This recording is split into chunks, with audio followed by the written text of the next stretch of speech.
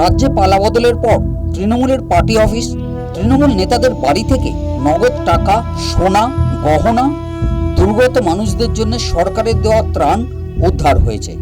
কাছড়াপাড়ার hundred স্কুলে কয়েক লক্ষ টাকা নগদের পাশাপাশি সুসজ্জিত বেডরুমেরও হদিশ মিলেছে।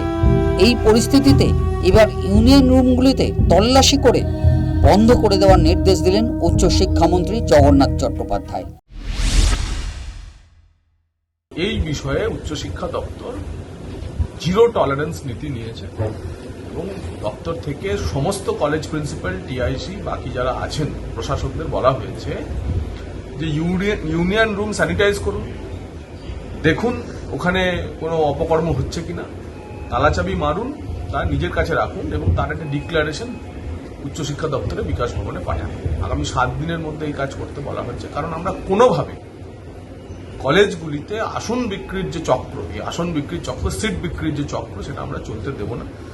গভর্নমেন্ট এটা নিয়ে কঠোর হবে। গত কয়েক বছরে বারবারই প্রশ্নের মুখে পড়েছে ইউনিয়ন রুমগুলির ভূমিকা। কসবায় ছাত্র ইউনিয়নের ঘরে কলেজ পড়ুয়াকে ধর্ষণ করা হয়েছে।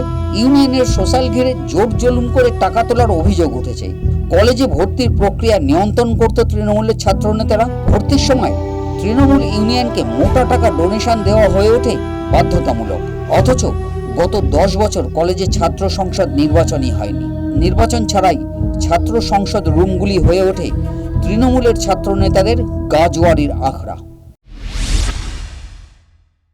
কলেজে ভর্তির মরশুম চলছে, এই সময় নতুন ছাত্রছাত্রীরা কলেজ ক্যাম্পাসে আসছে, কলেজ পরিসরে আসছে।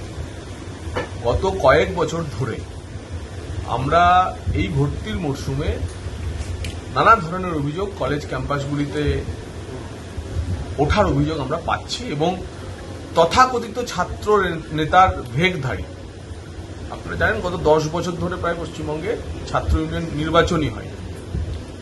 কিছু ছাত্র নেতার ভেগধারী মানুষ তারা কলেজ ক্যাম্পাসগুলিতে দাদাগিরি, গুন্ডাগিরি, এক্সটর্শনের কাজ করতে। আদালতের নির্দেশ থাকা সত্ত্বেও ইউনিয়ন রুমগুলি বন্ধ করা হয়নি। যাবতীয় দুষ্কর্ম হয়েছে এই ইউনিয়ন রুমগুলোতে। উচ্চশিক্ষামন্ত্রীর নির্দেশের পর এবার ইউনিয়ন রুমে দুষ্কর্ম বন্ধ হবে আশায় ছাত্র সমাজ। News time.